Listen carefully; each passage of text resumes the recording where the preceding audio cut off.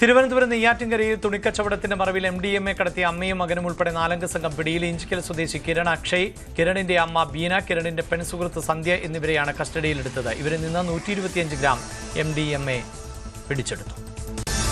ഇടുക്കി തൊടുപുഴയിൽ വിൽപ്പനയ്ക്കെത്തിച്ച രാസലഹരിയുമായി ഡിവൈഎഫ്ഐ നേതാവ് ഉൾപ്പെടെ 4 പേർ പിടിയിൽ. ഡിവൈഎഫ്ഐ നേതാവ് TS ഷിയാസ് സംഘവുമാണ് പിടിയിലായത്. ഇവരുടെ പക്കൽ നിന്ന് 18 ഗ്രാം MDMAയും 10 ഗ്രാം ഹൈബ്രിഡ് കഞ്ചാവും പിടിച്ചെടുത്തു.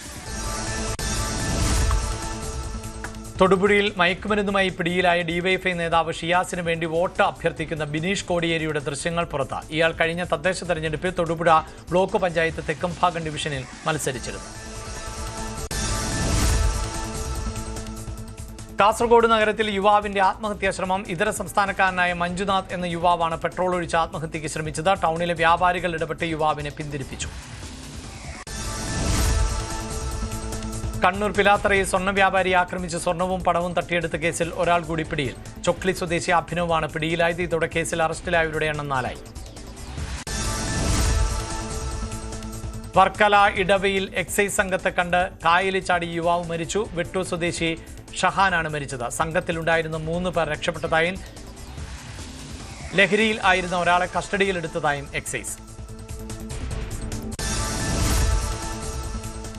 മലപ്പുറം കൊണ്ടോട്ടിയിൽ KSRTC ബസ്സിൽ വിദ്യാർത്ഥിനിയോട് ലൈംഗിക അതിക്രമം നടത്തിയാൽ പിടിയിൽ. വയനാട് പെരുന്തട്ട സ്വദേശി വിനീത് കുമാറാണ് പിടിയിലായത്.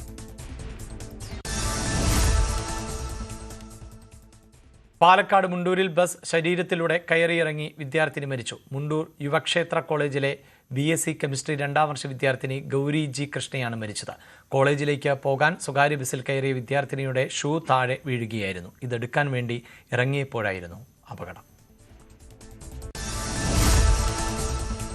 കൊച്ചി അംബേദ്കർ സ്റ്റേഡിയത്തിന് സമീപം വയോധികനെ മരിച്ച നിലയിൽ കണ്ടെത്തി. കടവന്ത്ര സ്വദേശി ഷൺമുഖനാണ് മരിച്ചത്. അംബേദ്കർ സ്റ്റേഡിയത്തിന് സമീപം കുറ്റിക്കാട്ടിലാണ് 2 ദിവസം പഴക്കമുള്ള മൃതദേഹം കണ്ടെത്തിയത്. പാലക്കാട് കുഴൽമന്ദത്ത് നിയന്ത്രണം വിട്ട ഓട്ടോ കാർ വർക്ക് ഷോപ്പിലേക്ക് ഇടിച്ചു കയറി. 8ഓളം വാഹനങ്ങൾക്ക് കേടുപാട് സംഭവിച്ചു. വർക്ക്ഷോപ്പിൽ പണിക്ക് കൊണ്ടുവന്ന ബൈക്കുകളുടെ ഇടയിലേക്കായിരുന്നു കാർ ഇടിച്ചു കയറിയത്.